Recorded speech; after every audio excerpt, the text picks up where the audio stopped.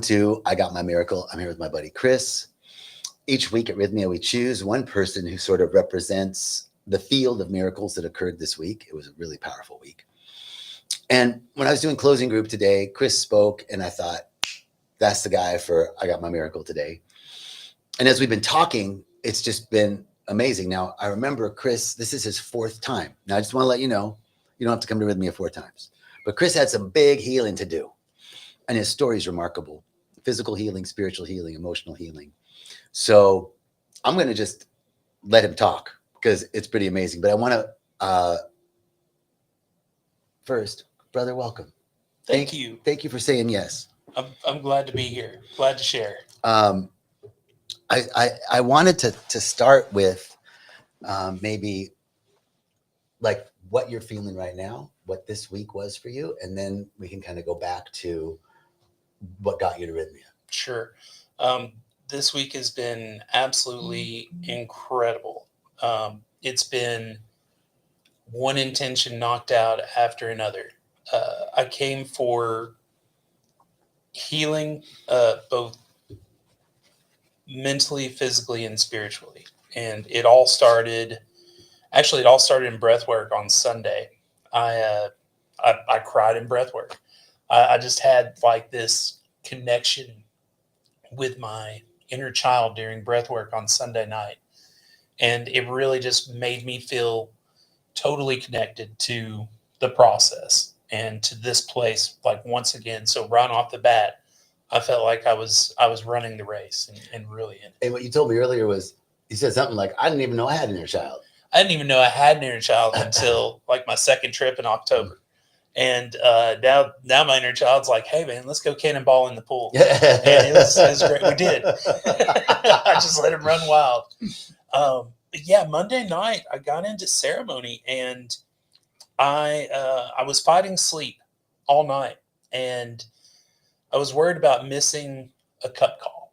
And I wound up getting a healing from the shaman that night, Oscar, and he even served me a little bit more. And at that point, I was like, screw it, let's just go to sleep, see what happens. And I went to sleep, and then I woke up, but I woke up in the pinta, in the vision. And it was, I woke up and I looked around, and I'm in the Maloka and nobody's there. And I blink once, there's like 6 people there looking upward above the little altar area. And then I blink again, and everybody's here. So it was, and I did that about 3 or 4 times before I woke up and just felt this sickness, this toxicity inside me that I knew had to come up and get out of me. So at that point, I actually woke up and I purged, and it was a different purge than what I've purged before. Like, it's not your normal. Okay, I'm going to interrupt you 1 second. Yeah. I got to tell you guys, let me tell you the part of this amazing story is that at the beginning of this year, right? You came at the beginning of the year, or beginning of, or middle of 20.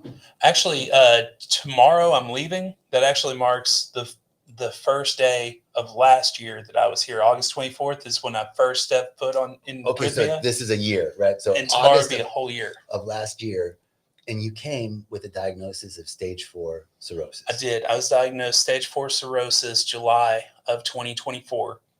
I had a fibro scan done, which measures your median liver stiffness score, and it was a 20.0. And it wasn't until March of this year, which was my 3rd trip to Rhythmia, that I was in the Maloka on a Wednesday night, and I was begging Mama to let me throw up. And she said, if you knew what I was getting rid of, you wouldn't mind so much. And after I got done in the bathroom that time, they always tell you to look and ask what it is. So I actually said, what are you? And it said cirrhosis. So then I went home, and in April, I had another scan. So I was a 20.0 in July.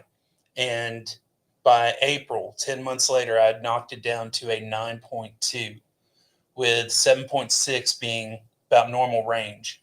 So I dropped my stage 4 cirrhosis to stage 2. And after this week, we'll tell in a couple months with a new scan, but I don't even need the scan because Mama told me that she healed it on Thursday. And this is irreversible.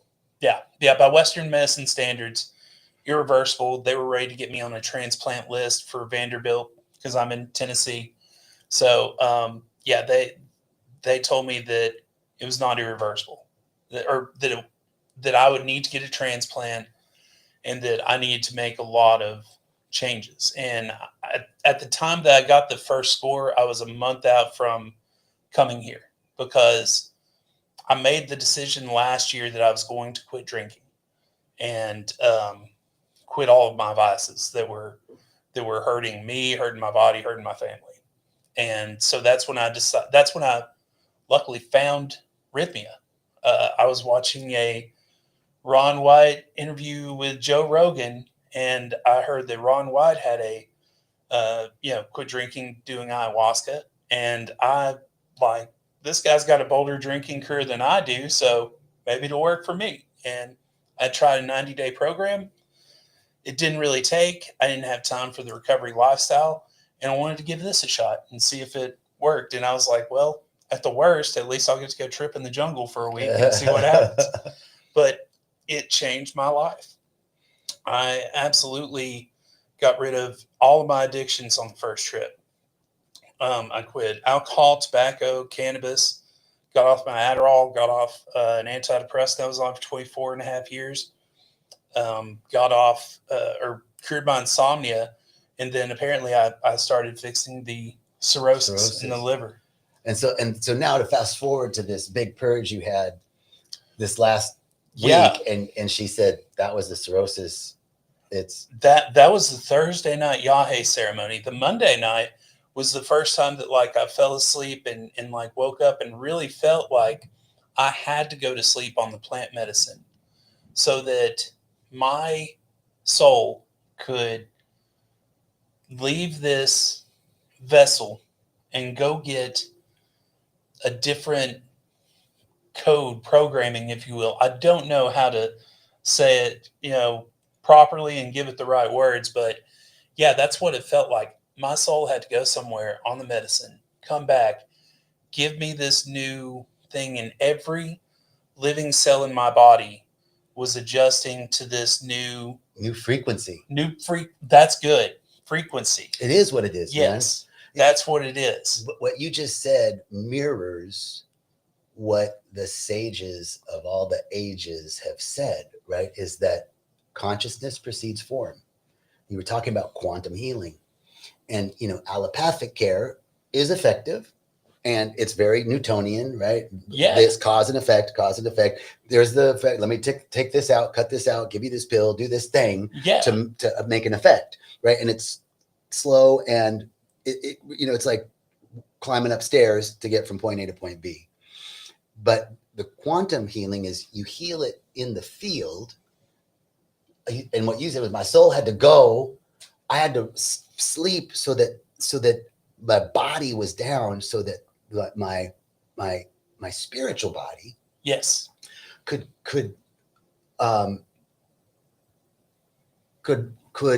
leave, go into the field of consciousness and receive a new vibrational frequency, that possibility, potentiality of you being healed.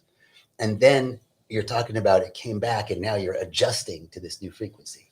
Dude, that frequency thing makes so much sense. Like, that's the right way to say it, because I got the frequency and started vibing with it, and everything that was toxic from the old frequency came out.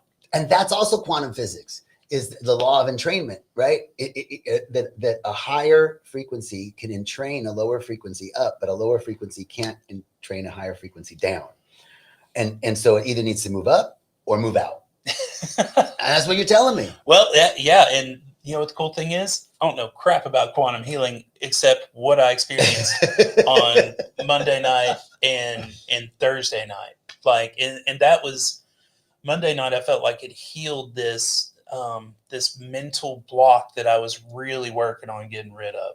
And I couldn't locate the source of those emotions. I was going through the questions they give us, and I was doing this even before I got here, and I could not get it. And it just hit me. And it wasn't until after ceremony and I was analyzing everything that happened that I truly realized what happened, that my body had to shut down and sleep to go do that. And it was like, look, you're not going to find this code, but we're going to fix it. We're going to bring it back to you. And we're going to vibrate that, just run on out in a new frequency. And yeah, and then that was amazing. And then, Tuesday night I went on and I started having the same kind of purging symptoms that I was having back in March when I was told that she was curing the cirrhosis. And so I knew that I started on healing that part on Tuesday, which was incredible because that was the main thing that I wanted to cure while I was here this time. Mhm. I wanted to go stage 2 to stage nothing because that if I could redo if I could undo what I did to my liver for all these years, I could live so much greater of a lifestyle. I could have so many more years with family and friends, and to be able to uh, really get into passion projects like advocating for plant medicine now, and it just feels like what I'm supposed to do. But yeah, I started healing on Tuesday, the liver stuff again. And then Wednesday, I was like, all right, we're healing, we're hitting these intentions and really getting this thing going. And Wednesday I went in, I was like, all right, let's heal some more cirrhosis. And Mama had a different idea. Mm. I was in there and the music was pissing me off Mm-hmm. to the point of where I was just so aggravated. And at one time I said, damn it, play Freebird. Because I was just I didn't want to hear any more of what I was hearing. And I started thinking, I was like, wow, that was a really douchebag thing to say. And I was like, why am I so angry? And I kept on like trying to think, well, when have I ever been this angry in my life? Well, plenty of times. There's not really one to pinpoint it. And then I thought to myself, I said, oh, I'm acting like someone in my family that I remember.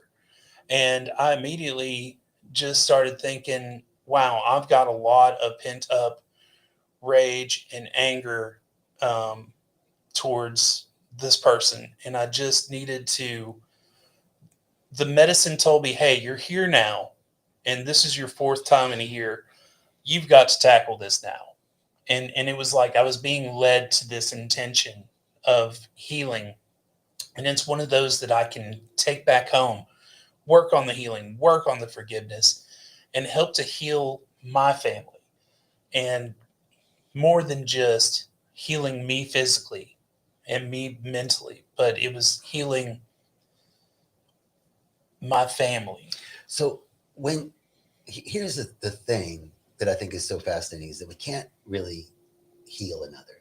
Even when a doctor sets the bone, Yeah.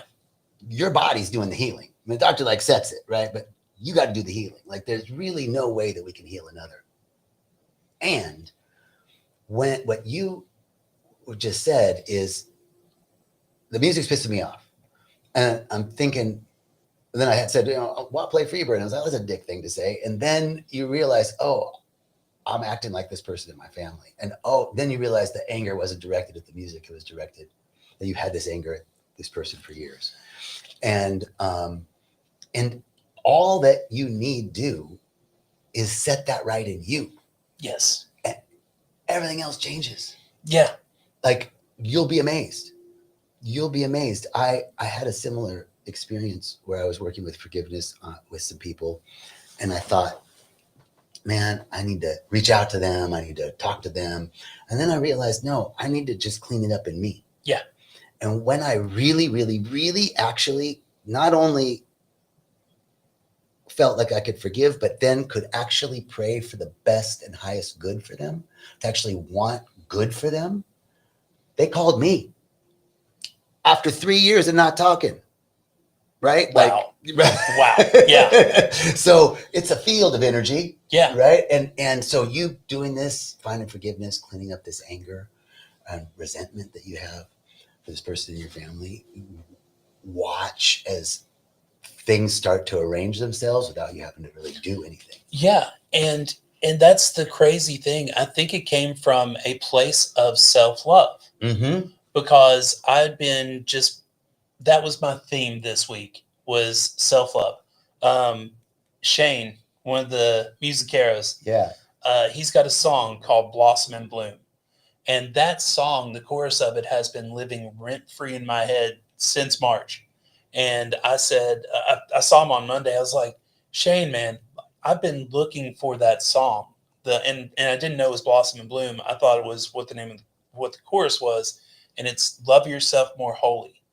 And I told him, I was like, man, I've been looking for this for hours online. Like, who sings that? He's like, well, you're not going to find it. It's my original song. And he had just put it on YouTube on his channel like a month ago.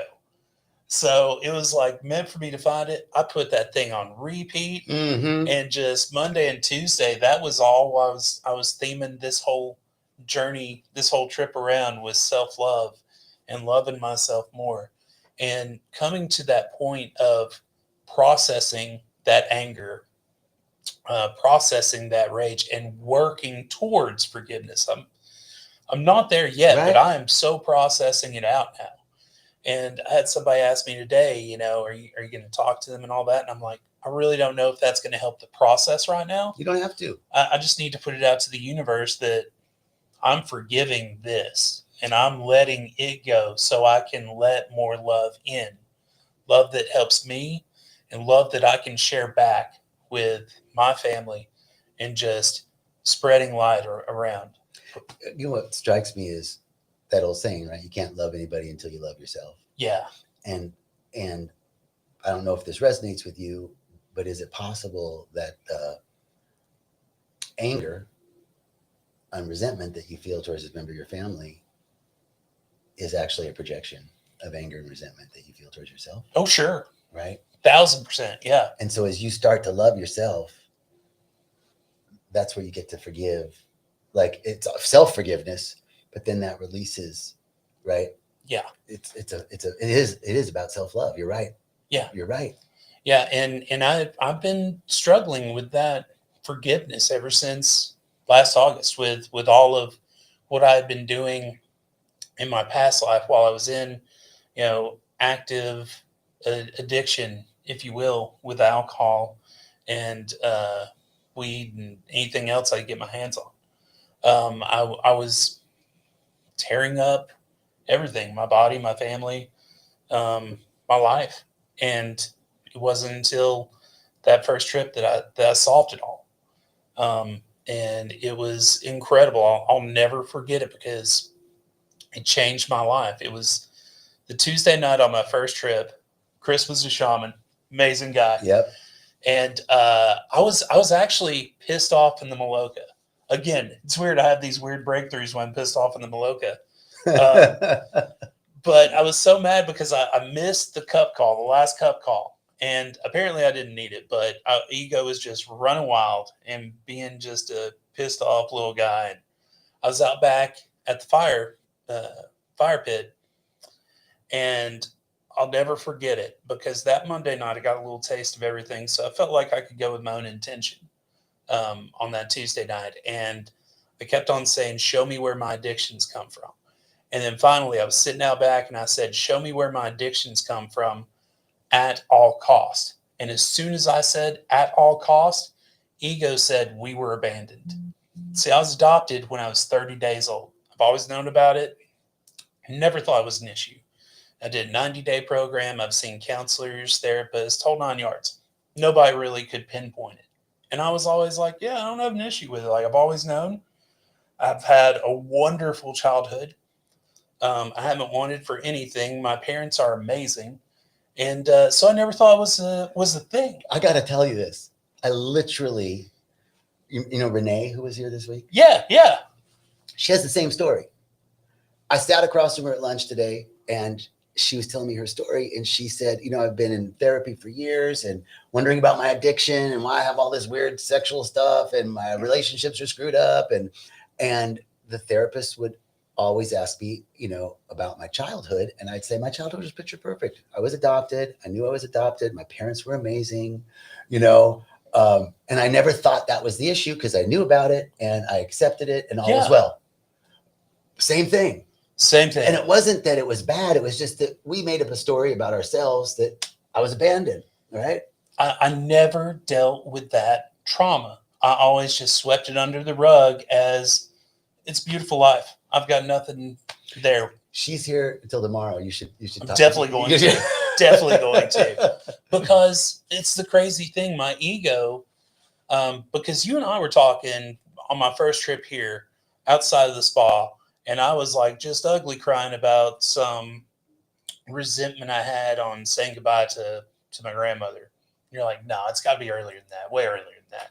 And it wasn't until then that I realized what it was. And it was that my ego has developed since I was conscious enough to realize what adoption was. And it's not that it was a bad thing. It was just that I had never dealt ever with that abandonment issue. And then ever since then, the cravings for alcohol, tobacco, weed, Adderall, all that stuff is gone. And it just solved it. I hate to say it so finitely because I feel like there should be more to it than that. But no, it finitely, definitively is solved. Like I haven't craved anything since then. That's what we say here. Part of the teaching is that all addiction, all disorder, all illness stems from our split. Yeah. You know, from this story that we tell ourselves that I'm abandoned or I'm not enough, or I'm you know, I don't belong, or you know, I'm not worthy. What are those? I'm not safe. Yeah. One of those core woundings, and that's where so you saying, well, actually, when I saw that, my cravings went away, is in reaffirming kind of what we teach here. Yeah, and dude, that's not it. That's not just it. So when I was here in March, I wound up having 5 cups on a Monday night. In retrospect, 5's a lot for a Monday. But I wound up falling asleep for like 15 minutes after ceremony and waking up, and it felt like my soul had just entered the body for like the first time. And it was like one of those 1920s hotel switchboards where you're plugging in people's numbers and all that. And I came across a cord that said ADHD. And it was then that I realized that even my ADHD was distracting me from focusing on the abandonment issue. So I just didn't plug in that bad boy. I just left it lying. But so ever since, interesting because there's some new research that's looking at ADHD not as a disorder but as a coping mechanism. Duh, Yeah. right? That's what you're telling me. Oh Yeah. my God. So yeah, interesting. it was crazy because like ever since then, my brain almost has felt lazy. Well, a little bit, because like all of my chaotic thought processes were gone. Mm. And it was just like I wasn't just squirrel syndrome the whole time. Like I could actually focus. Wow. And I can still call upon that laser focus of ADHD, you know, The when I need to. hyper-focus. Yeah, the hyper focusedness, but the rest of it, like it's not there anymore. Wow. Because it was that whole early coping mechanism to keep me from focusing on what the real problem was, which was the abandonment issues. Mm-hmm. And it's been life-changing. Each trip here, I've gotten more in touch with what the medicine does and how it heals. And you get more in tune each trip. I mean, I probably could have walked away from the first trip and been totally fine and just lived my life perfectly. But I kept on feeling a call to come back and get more healing. And it's been a blessing every time, all the way up until this past Thursday night. It was I told Tida Juanito about my cirrhosis and that I had reversed it so far, and I was like, man, I'm really trying to knock it out. And he says, well, you might have to drink a little more. And I was like, okay. And man, I came to play, and I had the first cup, and I started having. I had the same dream. I can't remember what the dream is now, but I know it was repetitive. So I know that was the same kind of dreaming that I was doing on Monday, because I had those repetitive dreams, and then magical purge. We'll call it magical purge. It was violent is what it was, but it was detoxifying completely. And so I went up for the second cup, and I was like, yeah, I'm having some dreams, but and they filled me up again. And at that point, I started having some purging, and I'm usually not a puker. Like all of the March trip, I didn't throw up once, but this time around, I was getting the full spectrum, if you will. Mm-hmm. And it was so much that I was purging out. But I know it was because I went and got another frequency, a higher frequency, Right. and came back in. Anything unlike that frequency's got to go. Yeah. And it goes upwards for sure on me. Well, it was going a little bit of both ways. Like I was doing the was double whammy, Daily double. Daily double. I was doing that one, and it was incredible purge. And I even had to get up from the healing circle before they got to me to go purge some more. And man, I got my healing, and the healing circle during the Titus ceremony. I went back to the bed, and I was feeling so sick and nauseous. And I heard the third and final cup call. And I just thought, oh God, no, not now, please no. But the medicine rewards you for doing difficult things. And I said, we're doing some hard shit this time. We're doing some difficult stuff. Let's get up. Let's go. Let's do this. We heard the call. Let's see if we can make it to the line. I had bucket in hand and cup in the other hand. And I was it took everything in me not to crawl to the line. And then I had a helper with his hand on my back saying, take it easy, brother. And I'm like, okay. And there were a couple of times I wanted to quit when I was in the line. I just wanted to give up and just say, no, I can't do it. But no, I remember Titus saying, you need to drink more medicine. And I was like, shit. And so I'm in the line, and I finally stumble up, and I said, muy poquito, por favor, which very little, please. Right. And for once, it was very little. And it was all that it took. And I took it with the intention of just getting it down and going back to my mattress and being miserable. But I got about 3 steps away from Tida and just started purging a purge that I have never had before. And it felt like the medicine was just like, all right, you did it. You did what we wanted you to do. Here's your healing. Here's your reward. And I just, I purged so hard and so violently that I felt so detoxified and so cleansed afterwards. The sun came up fairly quickly after that, I believe. And I walked out of the Maloka and was just giving thanks in every direction and just feeling amazing, because I know that the cirrhosis has been taken care of now. Mm-hmm. Like I feel it. I can live that. And, Mama showed me that if we go in with the intention of doing some hard stuff, doing some difficult work, we'll come out of the end of it. And all we have to do is just trust the medicine, live in the moment, and just go through it. The quickest way through. The quickest way out is through. The quickest way out is through. And that was in my room this week. It was on the wall. And I was like, God, that's so true. Just living in the present and getting through it. And it was absolutely incredible. And I feel amazing today. I got like 7 hours of sleep last night, which is like more than I got the whole week. But right. It's been a life-changing event for me. And this is, next to that first week, this was the most profound week after that out of the 4 journeys. And I think it was because, number one, I felt like I'm more in tune with the medicine, and I've been setting my intentions. I've been journaling. I've been working on this trip and saying, we're solving this. And it was one of those things I knew it was going to be a good trip because ego was riding my ass for the last month on some stuff.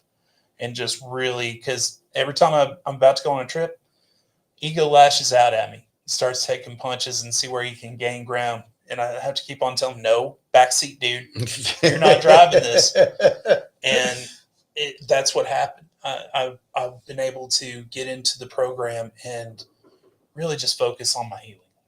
Man, to think, like, I remember just that first trip, right? And not who you were, but like just to look at you physically now. Yeah. And to feel your energy, it's like completely different. Like to watch this arc of healing. Not that there was anything wrong with you before. You know, I wasn't like, oh, look at this guy. No, but there's just something transformational, something radically different in your presence, in your energy, in your physical appearance, in your skin. You know, like just the way you speak. Yeah, it's such a privilege to get to see this, and also just to honor, like we were talking before, I think it was before the camera went on, that you do the healing. Yeah. Right. Like the doctor can set the arm, but your body is healing that bone. Yeah. Like, so this place and the medicine and all of that is like the cast, right, that helps you set, but you got to do it, and you did it. Yeah. Like I just want to acknowledge you, because Thank you. yeah, man. Yeah. And then to physically heal something that we have been told from Western medicine, which we're all steeped in, right? Yeah. Like, and so it's hard to go against something that's been like ingrained in you. Yeah. But to be able to have quantifiable evidence that you've reversed this, we went from 4 to 2, and now I have no doubt that it's 0. I got the receipts. It's amazing. I was a broken man when I got here, and just transformed. Amazing, brother. Yeah, I can't thank Rythmia enough for just showing me the way, and just getting into the process here has been truly a godsend. Just everything's right with the universe and getting me here, because now I get to take my story to the world. Yeah. And just put it on the stage. Hey, look, there's hope for people besides just what you hear from the doctor. And I'm not saying the doctors are wrong. Right. I'm not saying there's not a place for Western medicine, but there's got to be a place where both of them can coexist. Yes. Where we're not just ignoring one side or the other. We need to use both of them in a manner that brings well-being to everybody, and holistic. Not just a holistic approach. Right. And it's been an incredible journey.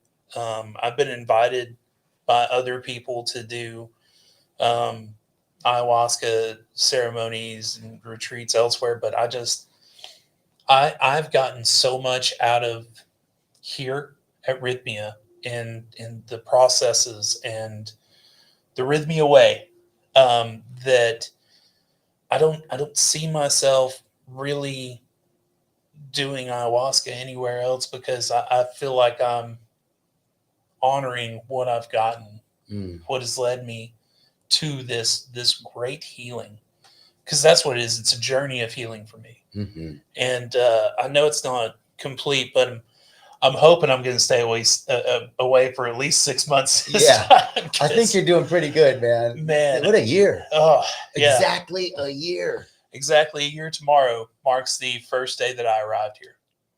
So I'm leaving. It's a full cycle. That's of healing. The book right there, A Year of Healing, or something like that, right? Like somebody else told me. Miracles. Yeah, somebody else told me this week, you should write a book, and I'm like, oh, okay, maybe we'll see if that's where the universe, God, Mama, they're all leading me. Because it's been incredible, and it's been so spiritual. I was so religious. I think before I got here, I would definitely describe myself as more religious than spiritual. And now I'm way more spiritual. And it's like, that whole Father, Son, Holy Spirit thing, I wasn't giving Holy Spirit near enough credit. And so now it's like got that full third of the pie at least. And it's just so amazing because there's so much spirit all around us. Mm-hmm. And there's so much to take in. And there's so much just to glorify the beauty of everything. Man, you're just on fire, brother. I'm like, I don't rhythmia. What else can I do? Keep talking, right? It's so beautiful. It's amazing. I love this place, Costa Rica, the Pura Vida. I feel at home here. Like the love just surrounds you from everybody, from you guys, from all the guests. Like this was just an amazing group of people that came together. Hasn't it been that way though? Like every time though. Every time it's like, oh, this is an amazing group. Oh my God, this is an amazing group. Well, I was talking to one of the guys, and he's like, "Man, how are we all family if we're all here, then we're just going our separate ways?" I was like, "Dude, we're a family here together, doing medicine together, and experiencing this together. It's like we're here for one another this whole week. Yeah. Whether we separate and go our separate ways or we stay in touch. There's a bond." Are you still in touch with people from your first trip? Oh yeah. Right? Yeah, absolutely. And from the second trip? Yeah. Right? Yeah. Like, people stay in touch. They do. They really do. They do. Yeah. I still, especially in this group too, I know I've made tons of friends on this one, but the first one, this last one, first one 12 months ago, I'm still talking to at least 5 or 6 people on the regular from that group. That's amazing. And it's just been wonderful, man. Dude, you're awesome. Thank you. You're awesome. Thank you. Yeah. You ain't lying. And you're my wife's favorite too. Hey, and I love your wife. Not like that. I really, really, really appreciate like this was totally, in closing group, I'm listening to everybody share thinking, okay, are they here? Are they checking out today or tomorrow? Do they have time for the interview? And when you shared, it was just like, ding, like Spirit was like, and I'm so grateful you moved your massage appointment. I did to do this. Yeah. And to share your beautiful, like your wisdom. You shared authentic wisdom today. That only you could share because of your experience. I just want to thank you. And I'm so glad to know you, brother. And, thank you. I love you, man. Man, I love you too, dude. Yeah, let's hug it out. Amazing. Awesome. Thank you all so much. We'll see you soon next week. All right. Ciao. See ya.